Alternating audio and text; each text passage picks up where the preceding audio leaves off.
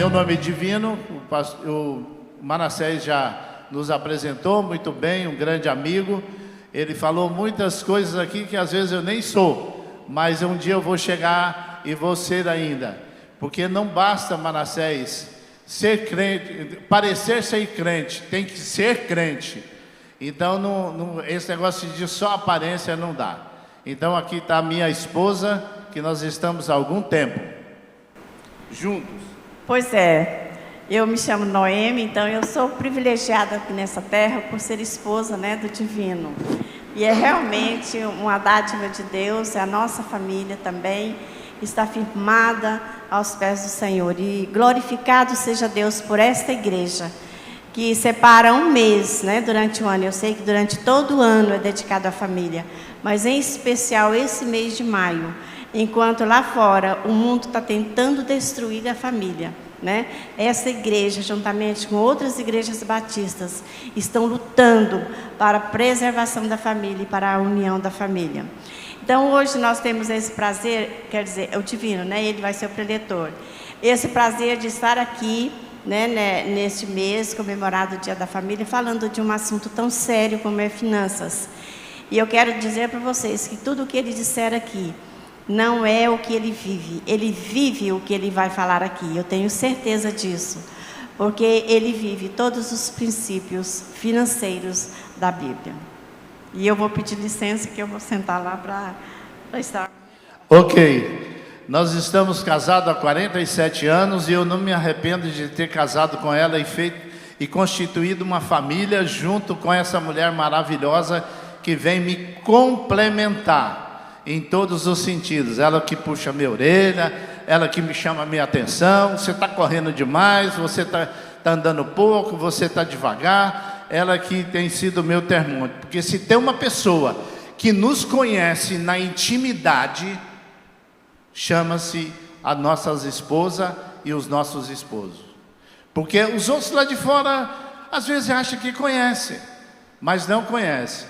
E hoje, sinceramente, eu preparei algo para falar para um público menor, onde a gente ia trocar umas ideias e as coisas, mas a gente vai compactar aqui, devido ao tempo, e nós vamos tentar transmitir para vocês alguma coisa das quais, nesses anos de caminhada, de ser pai, ser esposo, ser realmente um homem que ama a família. Aqui vocês estão vendo um homem que ama a sua família, e ele ama trabalhar com famílias, porque nós entendemos que ela é a base da sociedade, ela é a base da igreja, e ai desse mundo se não tivesse as famílias realmente na base certa, na rocha eterna que é Cristo Jesus. Falar de finança no lar, no casamento, é algo assim que às vezes chama muito a atenção, e aí as pessoas falam assim: esse negócio de finança na família é algo muito fácil, é muito corriqueiro, é coisas que a gente tira de letra. Queridos, não é. Nós trabalhamos com família, nós trabalhamos com os casais, e um dos conflitos dentro da família chama-se finanças, chama-se dinheiro, porque ele é um vil metal que realmente, lá na minha igreja tem um relógio ali, eu fico olhando nele, mas aqui eu vou colocar o meu para mim não me perder no tempo, pastor Marcos, que eu sei que vocês estão com o horário apertado. Então, esse assunto dinheiro na família é algo tão importante quanto pregar o evangelho, porque se vai mal a família financeiramente, na casa tem uma expressão muito chula, muito ruim, mas ela tem que ser dita: na casa que falta pão, ninguém tem razão. Isso é um fato. Então nós precisamos ter muito cuidado com isso, porque muitas famílias passam por dificuldade porque não conseguem governar a sua casa financeiramente. E se ela não consegue governar a casa financeiramente, ela não consegue dizimar, ela não consegue ofertar, ela não recebe as bênçãos do Senhor, tem cobrador na porta, tem gente perturbando, tem banco ligando, e aí ele tem que trocar de número de telefone, porque a cobrança está chegando, e aí como é que fica tudo isso? E ele é crente! A gente tem que ouvir isso. E ele ainda é crente, que pega emprestado e não paga. Amado, só paga dívida quem tem dinheiro. Quem não tem dinheiro não paga dívida. Não tem jeito. Não tem jeito. Então nós temos que ter muito cuidado com essa situação financeira dentro da nossa casa. Muitos podem passar dificuldade financeira, mas não pode permanecer nessa dificuldade o resto da vida. Nós temos que abrir os nossos olhos para isso. Nós temos um público dentro de casa que são nossos filhos, que nós somos espelhos para eles. Esse é que é a grande dificuldade, é o grande desafio desse mundo, de você ter filhos e ser espelho para ele. Eu tenho que olhar para o espelho e falar: esse é o meu filho que está me olhando. Agora, muitos querem viver um padrão de vida que não tem, não pode, mas está dando um péssimo exemplo para os seus filhos. Nós temos que entender, queridos, que tudo, nós já falamos isso aqui, tudo que temos não é nosso, é do Senhor, porque Ele é o dono do céu, da terra e das nossas vidas e a sua plenitude. Salmo 24:1 diz assim: do Senhor é a terra e tudo que nela existe, o mundo e os seus que vivem nela. Amados, nós temos que tomar posse disso. Nós somos meramente mordomos do Senhor. O dinheiro não é nosso, nós temos que tratar ele com responsabilidade, com carinho. Por quê? Porque lá na palavra de Deus, mas você está falando negócio de dinheiro. Queridos, tem 2.350 versículos na Bíblia que fala de dinheiro. Então nós precisamos ter cuidado com esse vil metal, que pode ser nossa glória, mas pode ser o nosso inferno dentro de casa. Porque se tem uma coisa, amados, que nós temos que zelar, é para que a nossa casa seja um pedacinho do céu e não um pedaço do inferno. Porque muitos crentes, nos dias de hoje, por questões financeiras, estão vivendo um verdadeiro inferno dentro de casa, principalmente agora que nós estamos passando uma pós-pandemia, com muitas pessoas com muita dificuldade. Tome cuidado com teu dinheiro, aquilo que o Senhor te delegou, aquilo que o Senhor te colocou em tuas mãos para administrar, porque se você administrar bem o pouco, o Senhor vai te dar o muito. Mas se você não administrar bem o pouco, jamais o Senhor vai te dar o muito, porque Ele vai ser a sua derrota total.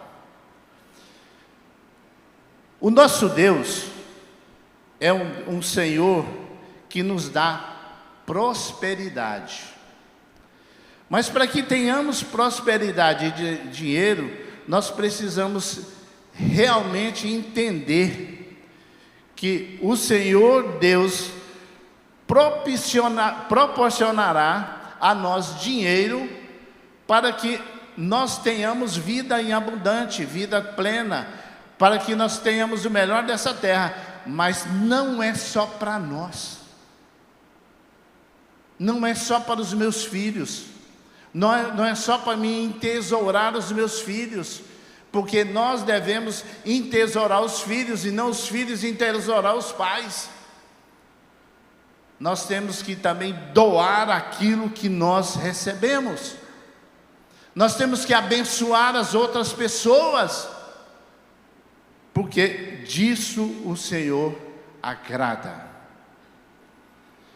Agora, amados, bem rapidamente, como é que eu vou fazer isso, pastor Divino? Como é que eu vou fazer e eu ganho muito pouco? O segredo é só um: é você gastar menos do que ganha. Porque tem gente que quer gastar muito mais do que ganha, aí não dá certo. Uma caixa d'água que você bota pouca água e suga dela há muito tempo, a água vai acabar. O caixa financeiro também é a mesma coisa.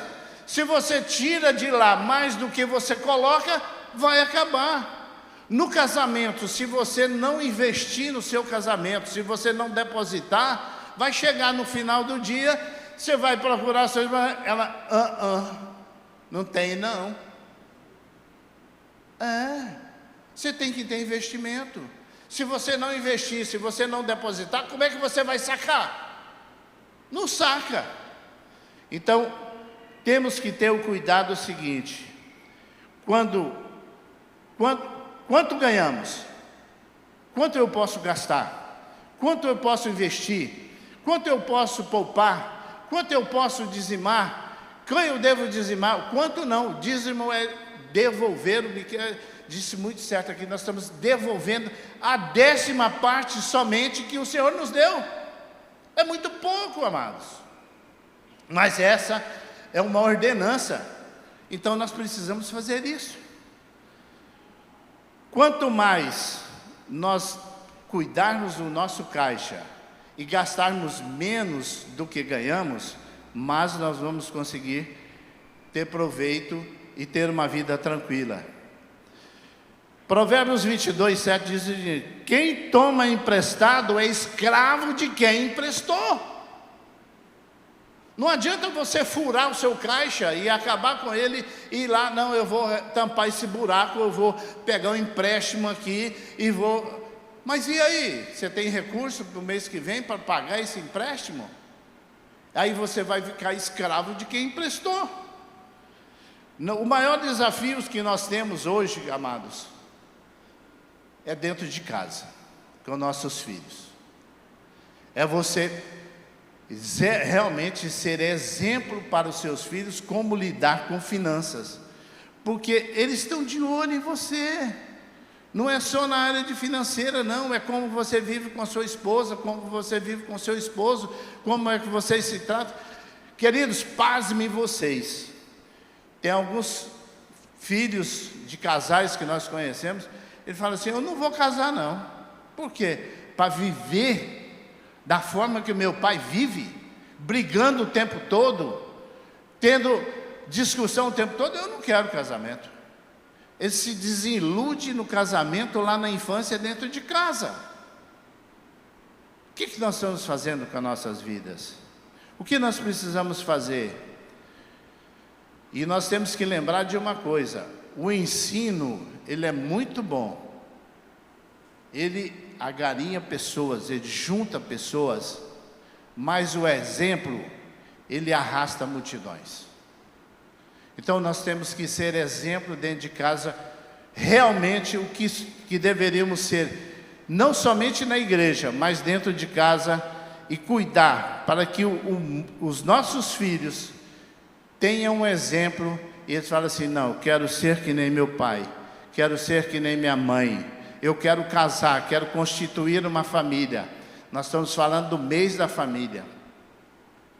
Eu quero constituir uma família porque é bênção na minha vida, e durante todos esses anos eu tenho sido abençoado pelos meus pais. E nessa área financeira não é diferente. Nós hoje, eu vou fazer uma interrogação: como ganhar dinheiro? Muitos que estão aqui, os seus pais não ensinaram como você ganhar dinheiro. Muitos que estão aqui, os pais ensinaram. Provavelmente eles serão bem mais sucedidos do que aqueles que não tiveram esse ensinamento. Nós tivemos que aprender na marra. E no mundo de hoje, não é diferente. Nós queremos dar tudo para os nossos filhos, tudo. Nós queremos que ele tenha a melhor faculdade, que eles tenham o melhor carro. Quando fez 18, 19 anos, já vamos dar um carro zero para ele e tudo mais. Sendo que lá no passado, nós não tínhamos nenhuma bicicleta. Nós precisamos entender que nós temos que ensinar os nossos filhos como lidar com finanças. Aonde? Na escola, na faculdade, quando ele fizer uma faculdade de economia. É dentro de casa. Tem uma matéria, tem uma palestra e tem um material da Universidade da Família, do qual nós fazemos parte. A fé começa em casa, porque o ensinamento começa em casa. Não começa na rua, não começa com o professor da escola, não começa só lá fora, não. Tem que começar dentro de casa. Mas eu tenho a igreja é parceira. Ela não é responsável para educar seu filho com a palavra de Deus e nem tampouco financeiramente. A responsabilidade é sua. É sua, pai. É sua, mãe.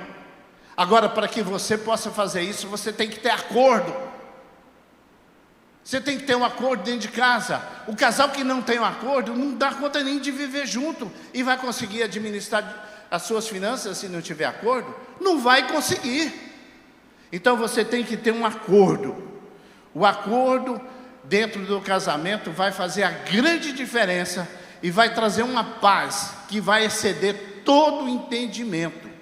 Vocês têm que entender que nesse acordo nós precisamos tomar consciência de um detalhe. São dois, que é um. Mas uma dessas pessoas tem mais habilidade de lidar com dinheiro. Qual o problema de ser a mulher? Qual o problema de ser o homem?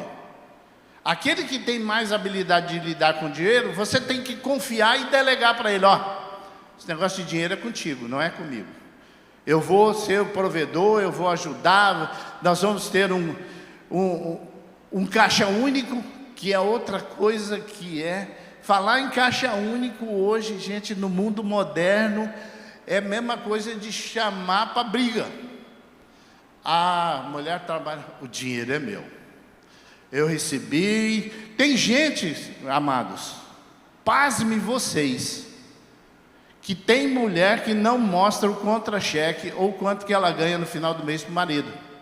E o marido também não mostra, não. Por que não mostra?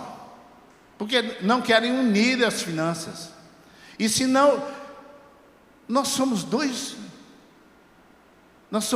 em um ou não? Nós somos uma só carne ou não? Por que não ter acordo de ter um caixa só? Nós teríamos muitas coisas para explorar aqui nesse sentido, mas eu estou dando só umas pinceladas, só uns flashes, para vocês prestarem atenção nisso, porque o acordo na vida conjugal é o princípio de uma sabedoria do Senhor que acontece no dia a dia da nossa casa. Agora, se nós não tivermos o mesmo caixa, é difícil. Só um pouquinho. Teve uma época da minha vida que eu fiquei desempregado. E a minha esposa só que trabalhava. E esse deserto durou uns 3 ou 6 meses, não lembro quanto tempo. Nós passamos a viver somente com o salário que ela recebia. Se não fosse um caixa único, como é que seria? Eu ia chegar nela e falar assim: acabou o dinheiro, eu não tenho mais salário, vá, dá teu jeito. Mas nós toda a vida tivemos um caixa único, nunca tivemos esse problema. Não, esse é meu, esse é seu, aquilo você gasta ou você não gasta. Outra coisa que nós precisamos entender que nesse acordo, tudo que você ligar aqui na terra é ligado no céu. Tudo que 2 ou 3 ligarem aqui é ligado no céu. E tudo que vocês desligar aqui está desligado lá também. Então, temos que andar juntos porque é melhor serem dois do que um. Um ajuda o outro a alcançar os objetivos. Eclesiastes 4:9. Transparência é algo que precisamos ter na nossa vida financeira dentro de casa. Sermos transparentes, mostrarmos quanto ganhamos, o que fazemos com o dinheiro. E outra coisa, quem é que vai acreditar se você não diz a verdade? Se você não é honesto dentro de casa, você vai ser aonde, meu irmão? Se você diz a verdade dentro de casa, não diz a verdade dentro de casa, você vai dizer aonde?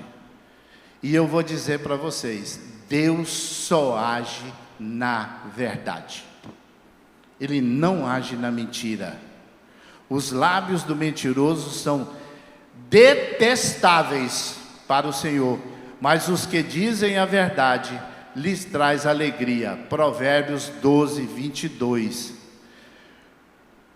Quando assumimos o papel de sermos pais e cônjuges, nós temos que ser transparentes. Seja transparente em todos os aspectos com o seu cônjuge, inclusive financeiramente. Ao final, nós somos uma só carne ou não somos? Somos uma só carne. Deus nos uniu até que a morte nos separe. E eu queria dizer para vocês, o desafio de ter um caixa único passa pela transparência, passa pela honestidade. E se nós não tivermos cuidado de vivermos dentro do padrão que nós podemos viver, o problema nosso, o problema da maioria das pessoas não é quanto ganha, é exatamente quanto gasta, ou querer viver num padrão que é fora do seu. Não adianta, amados. Nós temos que viver dentro de um padrão que nós temos condições. Então, vamos ter cuidado com isso.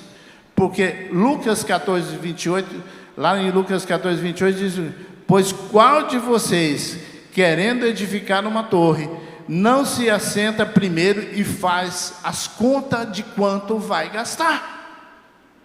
Isso não é diferente. Vamos sentar com a nossa família, com os nossos filhos e mostrar para eles, gente, nós precisamos economizar na energia, nós temos que economizar na água, você precisa ajudar nisso, isso é formar um cidadão dentro dos padrões financeiros da nossa casa. Nós precisamos ter essa consciência de chamar a eles a responsabilidade. E não só dizer assim, me dá 10, não tem, não tem. Tem que explicar por que não tem. E se todos se juntarem, se todos planejarem, se você chamar a família e sentar juntos e planejar, vai dar certo.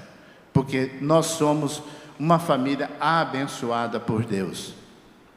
Eu trouxe um material aqui, e o pastor Greg Hill diz o seguinte, que 4% da população sabe lidar com dinheiro, 96% não sabe. 96% das pessoas não sabem. Então eu queria só deixar aqui para vocês, é o seguinte, 100% você tem na mão, 10% é dízimo, 3% é oferta, 3% é poupança para as emergências, 4% é investimento para que você invista o seu dinheiro em algo que vai ganhar dinheiro para você, principalmente no futuro, na sua velhice. Então 4%, 80% você tem que gastar com princípios, inclusive de pagar as suas dívidas. Então, amados, eu trouxe aqui um material, trouxe um livro e eu vou mostrar para vocês, tem um material aqui, que quem está morrendo no sufoco, tem um curso, e esse livro ajuda muito, e não precisa fazer o curso, é só ler o livro, Como Chegar ao Final do Mês com Dinheiro. Esse é um livro do André Panachuk, muito bom nessa área. Eu trouxe também O Seu Dinheiro. Esse livro é a base de um curso chamado CRAU. Eles são um curso de 12 semanas. Se você não conseguir resolver seu problema financeiro, fazendo esse curso, lendo esse livro, ou lendo o livro, ou fazendo o curso, você está com um problema sério. Você tem que jejuar e orar muito. O pastor Greg Hill fez um dos últimos livros dele, foi esse aqui, 5 Segredos da Riqueza. Aqui ele explica por que você tem que dizimar 10%, ofertar 3%, poupar 3%, 4% de investimento e como você gastar os 80%. Se eu tivesse lido esse livro quando eu tinha 26 anos para 30 anos, minha vida financeira seria melhor. Eu não estou aqui para vender livro para vocês, eu estou aqui para dar ferramentas para que vocês possam realmente ser ajudados nessa área financeira. E nós temos o Altemir